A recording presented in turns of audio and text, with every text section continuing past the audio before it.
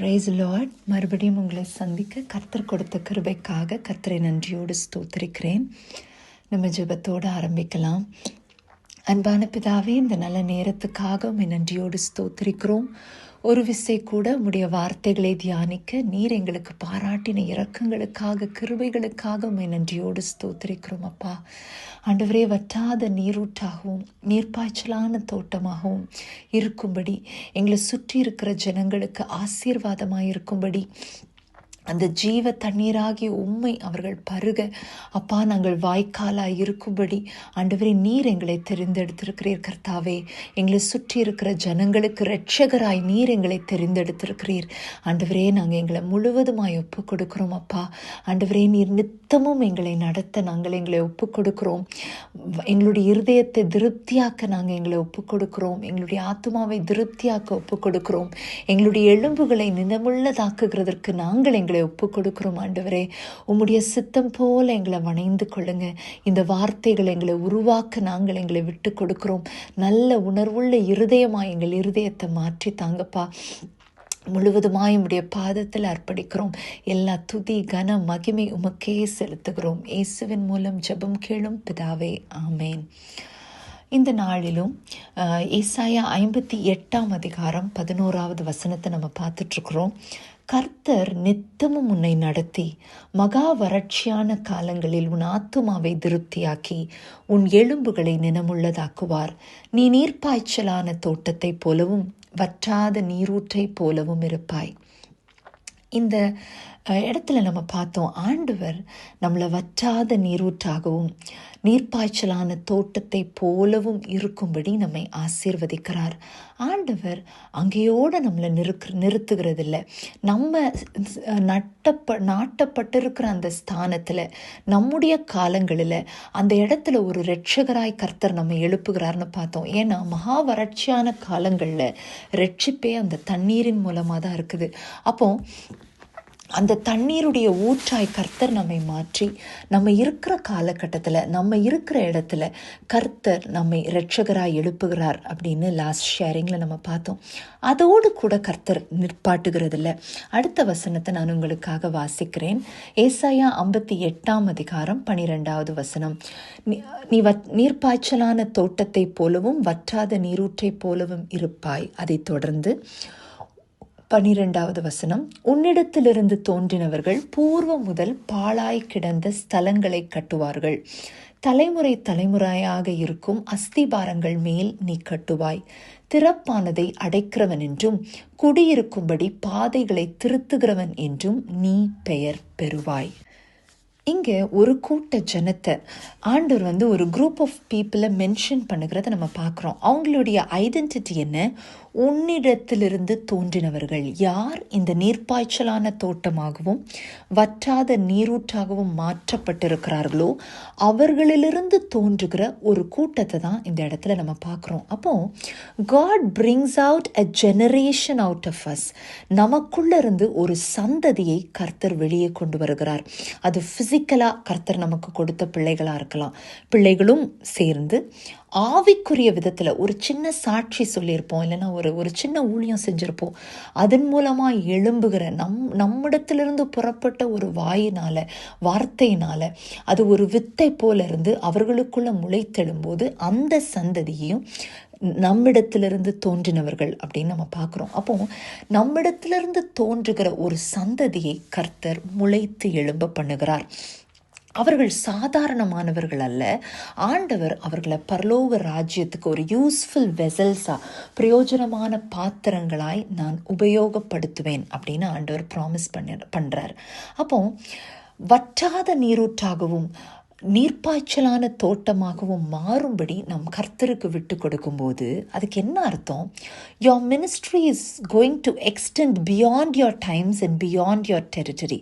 உன்னுடைய ஊழியம் உன்னுடைய எல்லையை தாண்டி உன்னுடைய காலங்களை கடந்து அது செல்ல போகிறது அப்படின்னு அர்த்தம். ஏன்னா உனக்குள்ள இருந்து ஒரு சந்ததியை கர்த்தர் உருவாக்கி என்ன பண்ண போகிறாரு? பாழான ஸ்தலங்களை கட்டுகிறவர்களாய் அவர்களை எழுப்ப போகிறார். அப்போ அதை வாசிக்கிறோம். They that shall be of thee shall build the old waste places. உன்னிடத்திலிருந்து தோன்றினவர்கள் பூர்வ முதல் பாழாய் கிடந்த ஸ்தலங்களை கட்டுவார்கள். அப்போ இந்த உன்னிடத்திலிருந்து தோன்றினவர்களை 2 குரூப் நம்ம பார்க்குறோம். ஒன்று நம்முடைய ஃபிசிக்கலான நம்முடைய பிள்ளைகள், 2வது நம்முடைய ஆவிக்குரிய பிள்ளைகள். அப்போ அவங்களுடைய ஏரியா ஆஃப் எக்ஸ்பர்டைஸ் என்ன அப்படின்னா, இப்போ ஒவ்வொருத்தரும் ஒவ்வொரு ஃபீல்டில் ஸ்கில்ஃபுல்லாக இருப்பாங்க. எல்லாரும் எல்லா ஃபீல்ட்லேயும் ஷைன் பண்ண முடியாது. ஸோ இவங்களுடைய ஏரியா ஆஃப் எக்ஸ்பர்டைஸ் என்னென்னா, பாழாய் கிடந்த ஸ்தலங்கள். எவ்வளோ நாள் பாழாய் கிடந்தது? பூர்வ முதல். அப்போ காலமாக ஃபார் அ லாங் டைம் பாழாய் கிடந்த ஸ்தலங்கள் அப்படின்னு பார்க்கும்போது அதை பற்றி யாருக்குமே எண்ணமற்று கிடந்த இடம், எண்ணமே இல்லை. ஒரு ஹோப்லெஸ் ஸ்டேட்டில் அவ்வளோதான், முடிஞ்சு போச்சு, எல்லாமே தகர்ந்து போச்சு அப்படின்னு இருக்கிற அந்த ஸ்தலங்களை இவர்கள் கட்டுவார்களாம். எவ்வளோ ஒரு இம்பாசிபிளான டாஸ்கை பண்ணுகிற ஒரு பராக்கிரமசாலிகளா, இல்லைனா ஒரு ஸ்கில்ஃபுல் பீப்புளா நம்மிடத்திலிருந்து தோன்றுகிற நம்முடைய ஆவிக்குரிய பூமிக்குரிய பிள்ளைகளை கர்த்தர் மாற்ற ஆயத்தமாயிருக்கிறார். அப்போ நமக்குள்ள இருந்து ஒரு சந்ததியை கர்த்தர் எழுப்ப போகிறார். அவங்க என்ன பண்ண போறாங்கன்னா, they are going to restore and rebuild those waste desolate places. பாழாய் கிடந்த ஸ்தலங்களை அவங்க ரிஸ்டோர் பண்ண போறாங்க. they are restorers.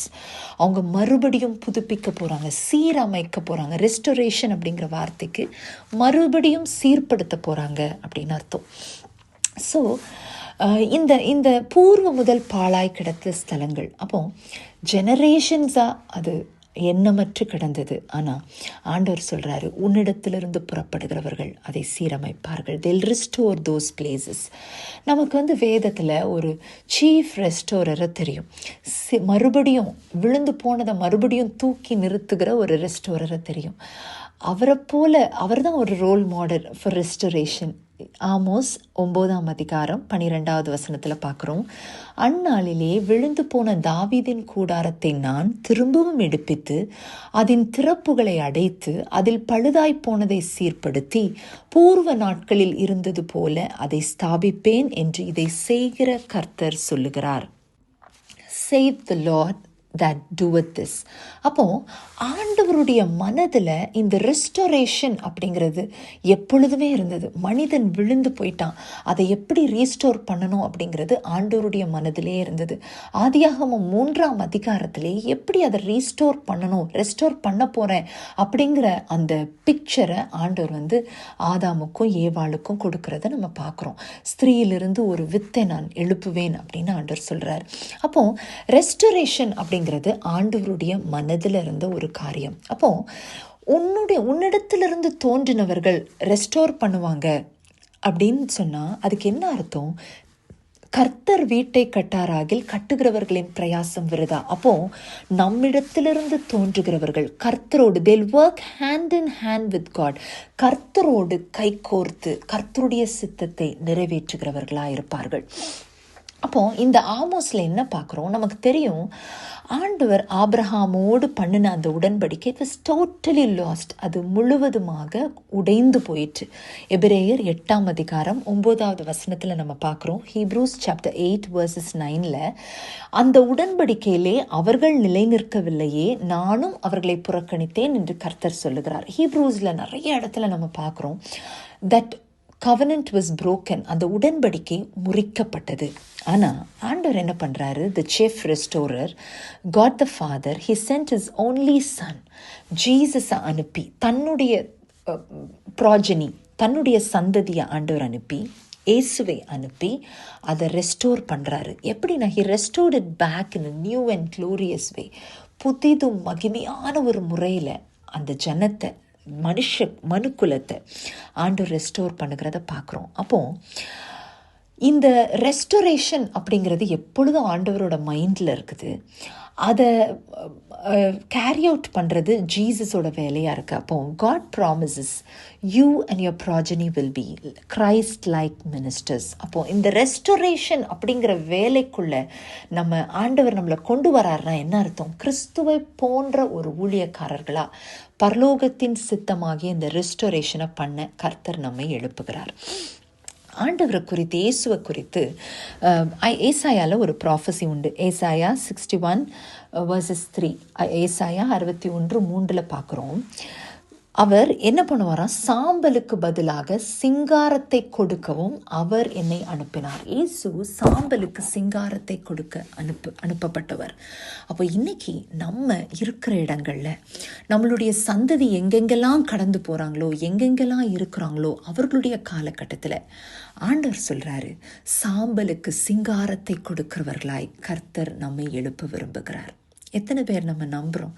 ஒரு நிமிஷம் நம்ம கைகளை உயர்த்தி சொல்லுவோம், ஆண்டவரே சிங்காரத்தை கொடுக்கிறவர்களா எங்களை மாற்றுங்க, எங்கள் சந்ததியை மாற்றுங்கப்பா, எங்களோட ஃபிசிக்கல் அண்ட் ஆவிக்குரிய சந்ததியை சாம்பலுக்கு சிங்காரத்தை கொடுக்கிறவர்களா மாற்றுங்க.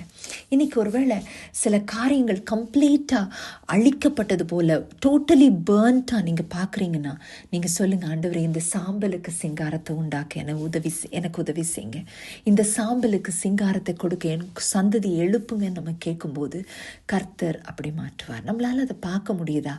நம்மளை சுற்றி இருக்கிற சாம்பல்களுக்கு சிங்காரத்தை கொடுக்க கர்த்தர் நம்ம எழுப்பி இருக்கிறார்.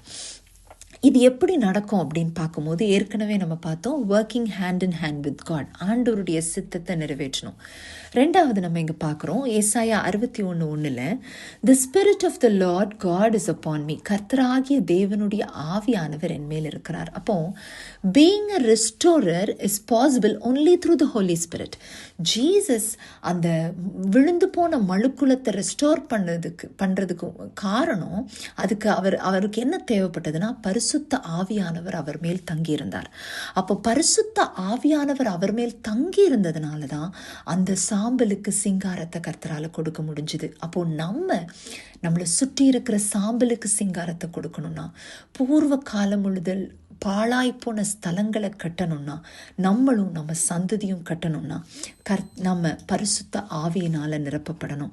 அதை தான் ஆண்டவர் ஏசாயால ப்ராமிஸாக கொடுக்குறார். ஏசாயா 44 உன் சந்ததியின் மேல் என் ஆவியையும் உன் சந்தானத்தின் மேல் என் ஆசீர்வாதத்தையும் ஊற்றுவேன். இன்னைக்கு நம்ம பிள்ளைகளுக்காக எதுக்கெல்லாம் ஜெபிக்கிறோம், ஆனால் நம்ம ஜெபிக்க வேண்டிய ஒரு முக்கியமான காரியம், என் சந்ததி மேலே உடைய ஆவியை ஊற்றுங்கப்பா, என் சந்தானத்தின் மேலே உடைய ஆசீர்வாதத்தை ஊற்றுங்க. இன்னைக்கு அப்படி ஆவியானவர் நம்ம மேல தங்கியிருந்தால் மட்டும்தான் நம்மளால சாம்பலுக்கு சிங்காரத்தை உண்டு பண்ணுகிறவர்களாம் கொடுக்கிறவர்களாய் நம்ம மாற முடியும்.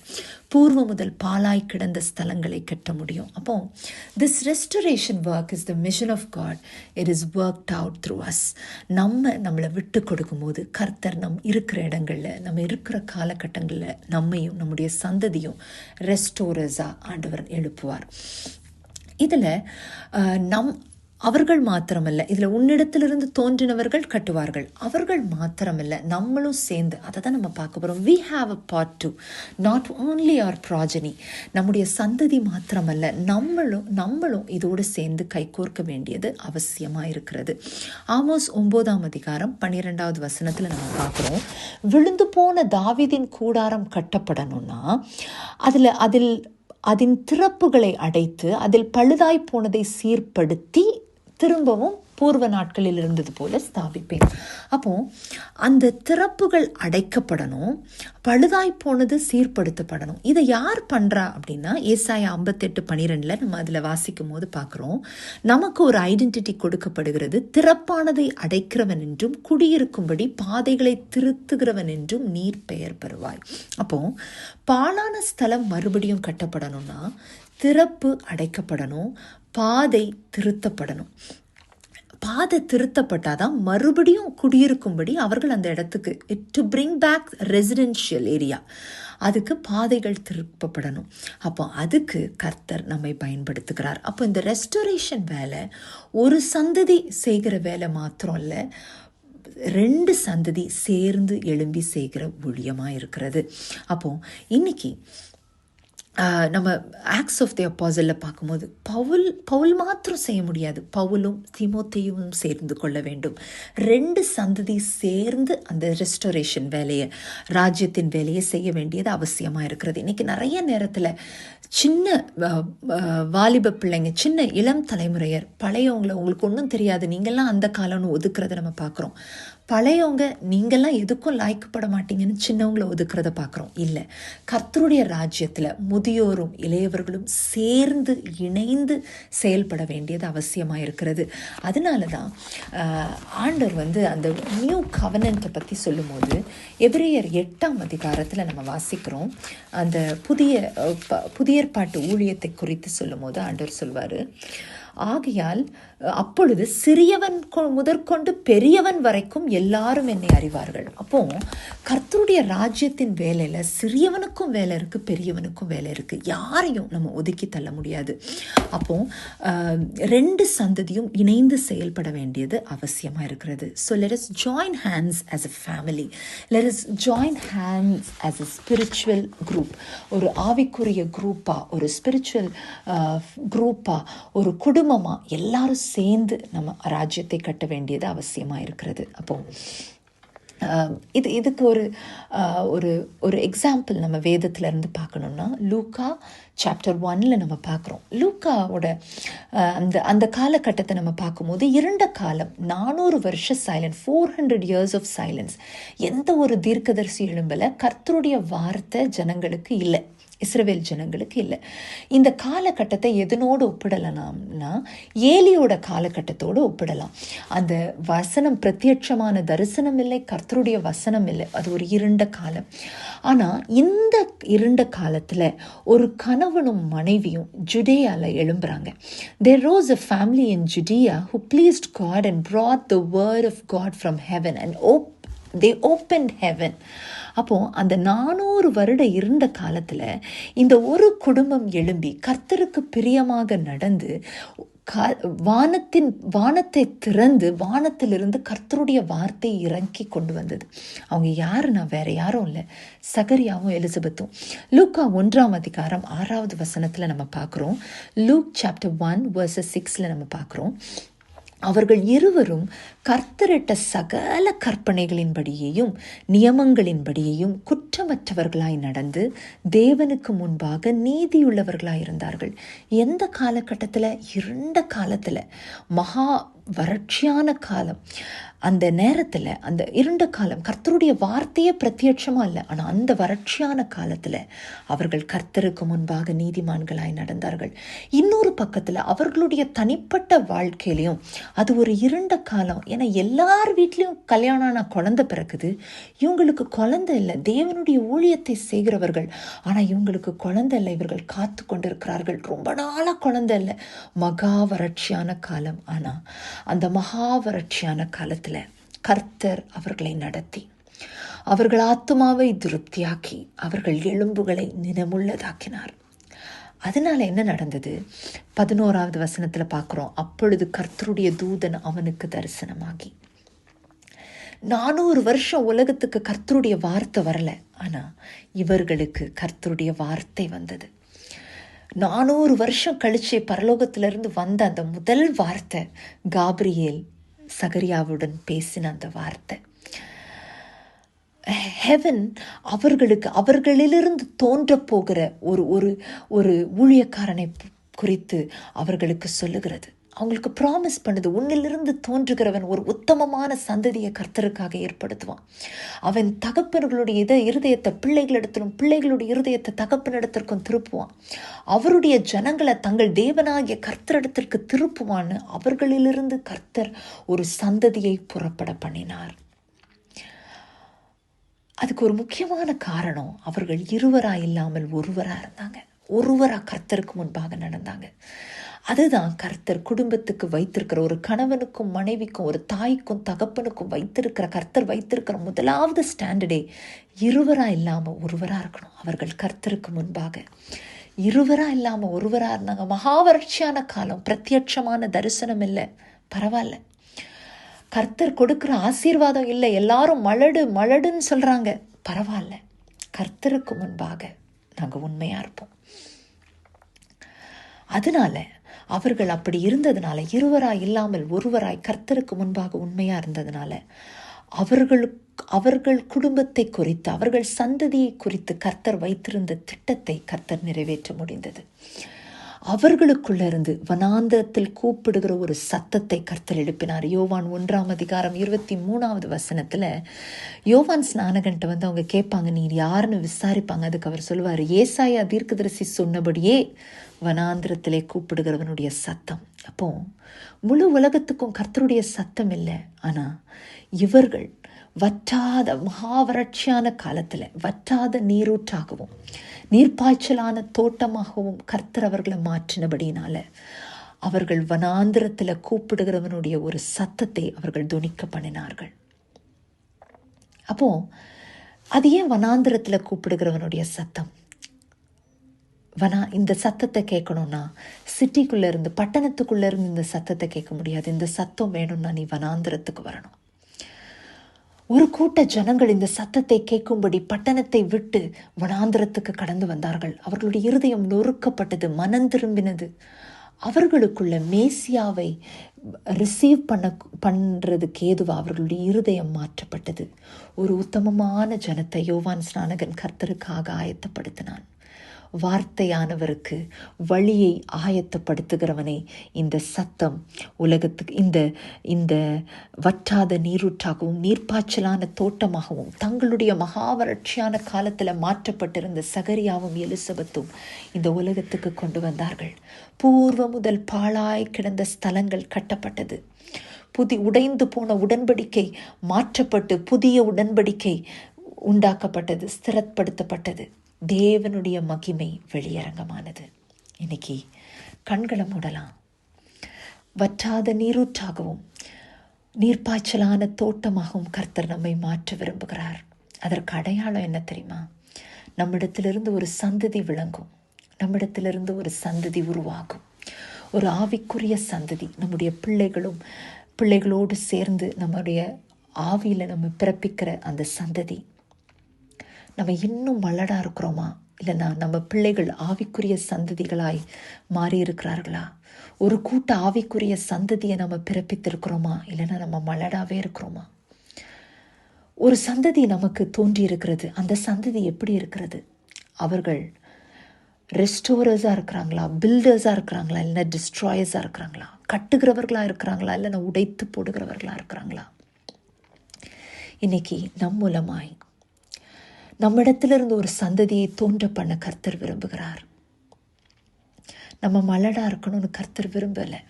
நம்மளிருந்து ஒரு சந்ததியை கர்த்தர் தோன்ற பண்ண விரும்புகிறார். நீ வற்றாத நீரூற்றா நீர்ப்பாய்ச்சலான தோட்டமா உன்னுடைய ஸ்தானத்தில் உன்னுடைய காலத்தில் இருந்தால் மட்டும் போதாது. உன் ஜீவன் எல்லை எங்கிலும் பரிசுத்தம் எழுதப்படணும். உன் ஸ்தானத்தை தாண்டி, நீ இருக்கிற இடத்தை தாண்டி, நீ வாழ்கிற காலகட்டத்தை தாண்டி ஒரு சந்ததியை உனக்கு நான் எழும்ப பண்ணுவேன். They will be restorers. பூர்வ காலம் முதல் பாழாய் நம்பிக்கையற்றிருக்கிற ஸ்தலங்களை அவர்கள் கட்டுவார்கள். They'll be builders.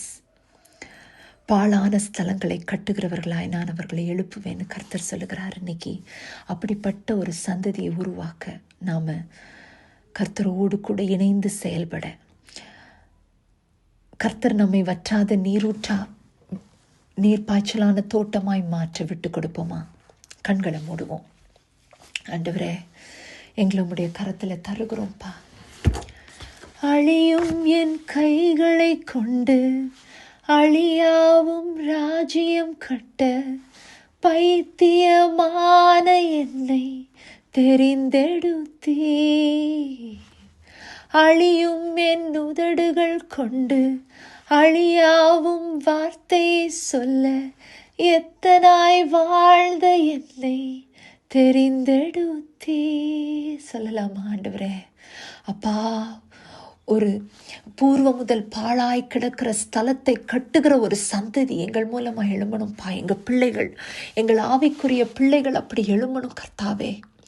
உம்மோடு ஹேண்ட் இன் ஹேண்ட் உம்மோடு அந்த ரெஸ்டரேஷன் ஒர்க்கை செய்கிறவர்களாய், கிறிஸ்துவை போல சாம்பலுக்கு சிங்காரத்தை கொடுக்கிறவர்களாய், கிரைஸ்ட் லைக் ஊழியக்காரர்களாய், கிறிஸ்துவின் அடிச்சுவடுகளை பின்பற்றுகிறவர்களாய், தங்களுடைய சிலுவையை சுமந்து கொண்டு கிறிஸ்துவை பின்பற்றுகிற சீஷர்களை எழுப்புகிறவர்களாய் எங்களை மாற்றுங்க கர்த்தாவே. எங்களை மாற்றுங்கப்பா, எங்களை மாற்றுங்கப்பா. எங்கள் சந்ததி அப்பா சாதாரணமானவர்களாய் அல்ல, ராஜ்யத்துக்கு பிரயோஜனமானவர்களாய் எழும்பட்டும் ஆண்டவரே. எழும்பட்டும் கர்த்தாவே. நீங்க கிருபை செய்யுங்கப்பா. அன்றைக்கு அந்த இருண்ட காலத்துக்குள்ள கர்த்தருடைய வார்த்தையை கொண்டு வந்து வார்த்தையானவருக்கு வழியை ஆயத்தப்படுத்துகிற உத்தமமான சந்ததியை ஆயத்தப்படுத்துகிற ஒரு யோவான் ஸ்நானகனை அந்த சகரியாவும் எலிசபெத்தும் பிறப்பித்தார்களே, அதே போல அப்பா உத்தமமான ஜனத்தை ஆயத்தப்படுத்துகிறவர்களை, பில்டர்ஸ், ராஜ்யத்தை கட்டுகிறவர்களை எழுப்ப அப்பா எங்க ஒவ்வொருவருக்கும் பேலன்ஸ் செய்யுங்கப்பா. அழியும் என் கைகளை கொண்டு அழியாவும் ராஜ்யம் கட்ட பைத்தியமான என்னை தெரிந்தெடுத்தீர். அழியும் என் உதடுகள் கொண்டு அழியாவும் வார்த்தையை சொல்ல எத்தனாய் வாழ்ந்த என்னை தெரிந்தெடுத்தீர். ஆராதிப்பேன் அதை எண்ணியே வாழ்நாளெல்லாம் உமை மட்டுமே. ஆராதிப்பேன் அதை எண்ணியே வாழ்நாளெல்லாம் உமை மட்டுமே. ஆராதிப்பேன் ஆராதிப்பேன்